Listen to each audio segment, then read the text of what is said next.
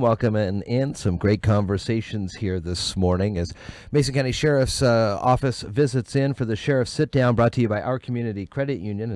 Mason County Sheriff Casey Salisbury is here, as well as Trevor Severance, and we're talking about that 70-degree rule and boating safety. Good morning, guys. Morning. Nice to have you on the air here today. Sheriff, we've been talking about this off and on for years. Once the weather changes a bit and gets to 70 degrees, people their mind starts to wander, it seems like, and the rule of law often goes out the window. Yes. Especially in boating safety and more. I used to say that for years. I call it the 70-degree rule. And usually the first day that it turns 70, somebody does something dumb in a boat. And I don't know what the deal is, if their brain cells dry out because it's been so swampy and rainy, but it just seems as though once we bump over 70 degrees, everybody gets their boats out, and on the water they go, wide open across the lake, not following the rules, and we start getting the calls. And we're going to be very, very limited this year. We've talked about this with budget cuts as to patrol time on the lakes. It's going to be mostly response to emergency situations. And, we lost that position, and it's just going to make it tough. And we're really hoping that at least our local residents can help curb that issue to have us out there so much by just following the rules of the lake. And so I brought in our boating safety supervisor, Sergeant Trevor Severance, so you can ask all the hard questions for Trevor. Good, I will. Let's start with a geographic question. So the Mason County area has got a lot of lakes that people use and recreate on. It's also got that big cut of the Hood Canal in there. There is a lot of water that you guys, if staffed fully and properly, you'd have a lot of area to cover. So what's the mileage? Is it nautical miles? I don't even know. What's the amount of water in Mason County? Well, specifics I can tell you. One second here. There we go. One thing you didn't bring up was our 57 square miles of South Puget Sound as well. Oh, geez. Hood Canal, we've got over 300 miles of saltwater coastline, if you add it all up, and an immense response area. And for the lower Puget Sound, we have the ability to have Thurston County and Pierce County that we share that with. But all of Hood Canal from Eldon to Belfair is solely up to us to respond. The Coast Guard will get there when they can, but we have one boat and it's usually two operators, and that's all for that entire area. Not to mention all the lakes. You have Cushman and Mason being our big ones, but there's boating opportunities on just about every lake in the county. Wow. So if a call comes out, obviously the attention would be to that, but on a general basis, do you guys do emphasis patrols, kind of like the road crew does on the different lakes around, where it just kind of people see you and they're aware, or are you kind of just at a central location in the county waiting for a call so you can be as close to every portion as possible? Well, we participate in the Washington State Parks Boating Safety Program, and they provide funds for us to go out and do boating safety enforcement. And we do that on the weekends, typically starting Memorial Day weekend through Labor Day weekend. We also go out and assist Washington Department of Fish and Wildlife during shrimp season. And our goal out there is we're doing safety checks, we're doing inspections, and enforcement as we find things.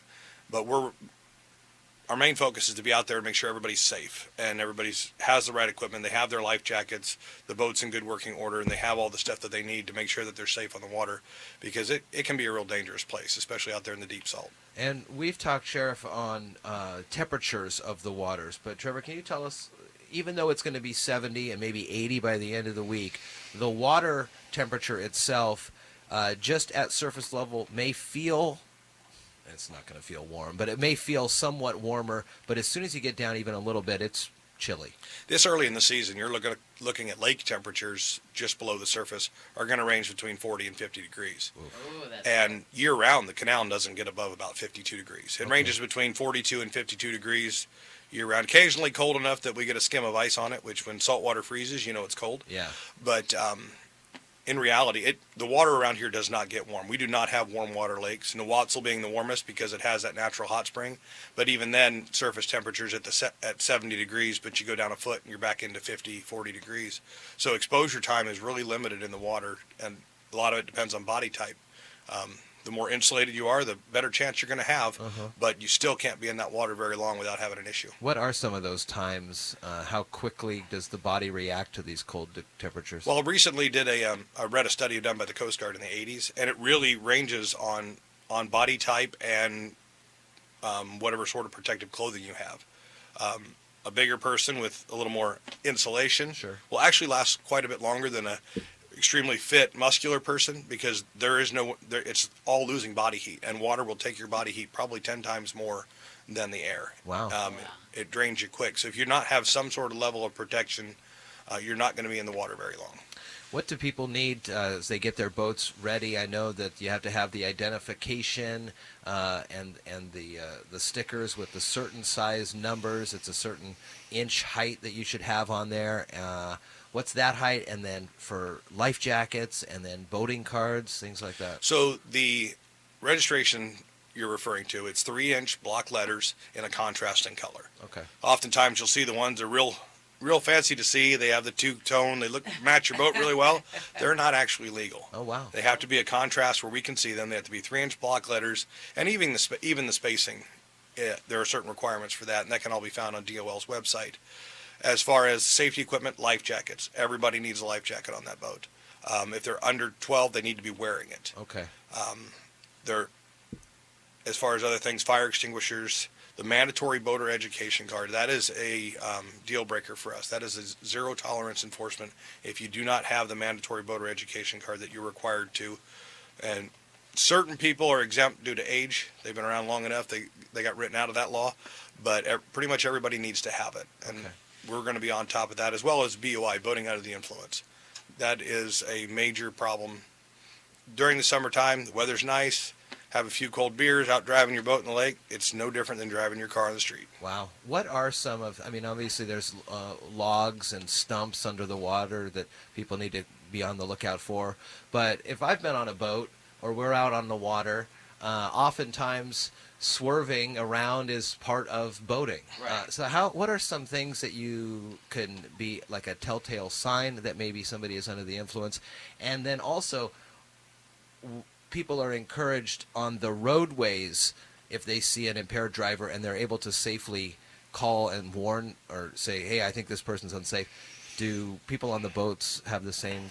Absolutely. If you see something that does not seem right, call, and we will respond as we can. As the sheriff said, we're going to be really limited on our resources, and it's not like I can take a car and drive right to it. Yeah. I have to, especially on a lake, I have to go get the boat, take the boat to the lake, so it does take some time.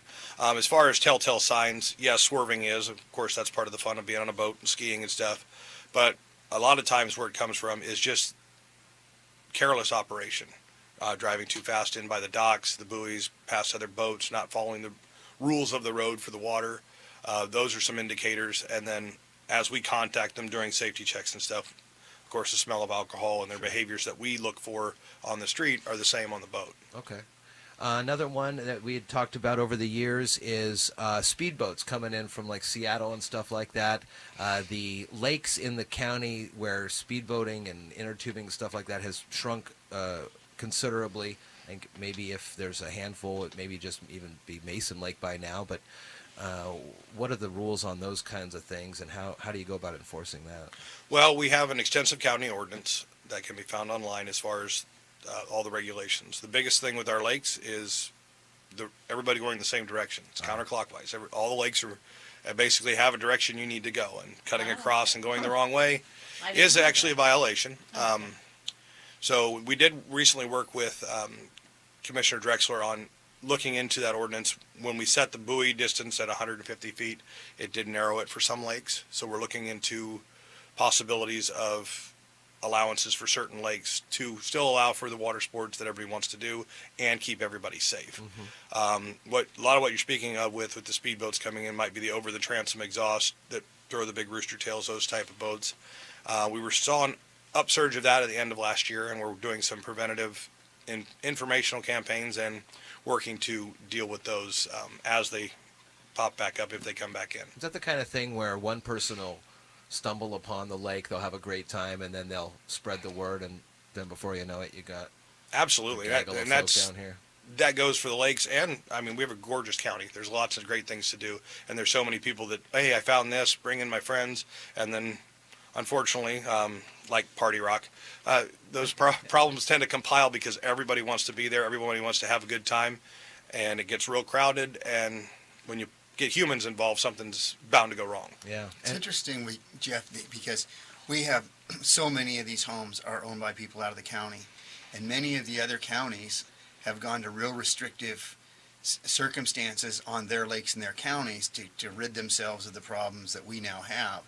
So they come to Mason County, or they have their cabin or whatever it is in Mason County, and we start running into those shoreline issues where people are much too close to the shoreline, going much too fast as the first draw, and people start calling. You'll see the people on the jet skis and the watercraft right up next to the dock, spinning around, trying to throw water on somebody. And those are the behaviors you start seeing those, and people start calling on. And I just, it's kind of like anything else when people start coming after us about everybody speeding in their neighborhood. Of course, everybody's speeding with them. And the first person that gets stopped is guess who? Them. The person that's out, the person that's, oh, I've never done this before, that's living right on the water. And so we just really ask that people be really mindful of those circumstances, and those kind of things are going to draw attention in the first place. And also they're just a huge safety factor. We've had people going across the lake showing off for whomever and run right into a dock, not paying attention, looking right across and end up on somebody's, right on their lawn and everything else. And usually it's this time of year when we have somebody hit a dock or hit somebody in the water or hit a kayaker or try to swamp somebody in the kayak being funny, and it really gets out of control quickly. Anything else you'd like to share today, Casey? Well, we had a great day last Friday. A couple of us got a chance to go up and wander through North Mason High School and the middle school. And you've never been there to see what they've done with that building and school. It is absolutely beautiful, what the design and construction on that. And I think the fun part is you keep hearing this idea that, oh, well, we want to have police in the building so the kids will be used to it, and that, all this kind of stuff. Kids aren't scared of the police. They have more fun up there, walking through there. The kids are a blast. I shout out to the North Mason group up there. We got to hang out with Superintendent Rosenbach and a few of the people up there Friday. That was a good time. And then this weekend, I got to attend an event. One of our deputies, Deputy Steve Rowe, is involved in a foundation that raises money for families that they're already struggling, of course, and they have a death in the family of a child. And this organization called Raise for Rowan takes care of the funding and financing for people who have lost a child. And that fundraiser this weekend was out at the Little Creek. It was packed, and the amount of money that was brought in for that foundation was absolutely phenomenal. I thank Steve Rowe. I didn't realize that Deputy Rowe was such an artist. And that guy makes some beautiful crafts and designs, and he put them in there, and he's a huge advocate for that program. So I'd like to have somebody on representing that sometime. But what that foundation does, I heard that they in 3 years have taken care of 184 families, I think, of children that passed away, that was the cost was overburdening on those funeral expenses. So what a great organization, and what a neat weekend to see people from all over the place come out for that and put up an awful lot of money. I didn't hear the final, but it's got to be close to a couple $100,000 they raised. Very cool. So That's a good great so weekend. Nice. Good to share. Trevor Severance, Casey Salisbury for the Mason County Sheriff's Office here as we have the Sheriff Sit Down Monday at this time, brought to you by our Community Credit Union. Thanks, guys. Thanks. I forgot Special Olympics, but that's okay. Oh, Shirts. Special Olympics? Well, We're still on. Oh, here. you're still on. Special Olympics, the shirts are in. Oh, okay. Oh, right on. We got one. We didn't put Slakey on the back of it or something. Oh. But Darn. if you're We were going to rooting for that. run or buy a shirt, you can sign up at the Sheriff's Office. You can buy a shirt for $20. But if you sign the form at $20 and the shirt to join in on the run, so Let's go down to the Sheriff's Office and yeah, take care we'll of that. be carrying them Cool. around. All right. Very cool. Good. Special Olympics coming up quick. It is coming up.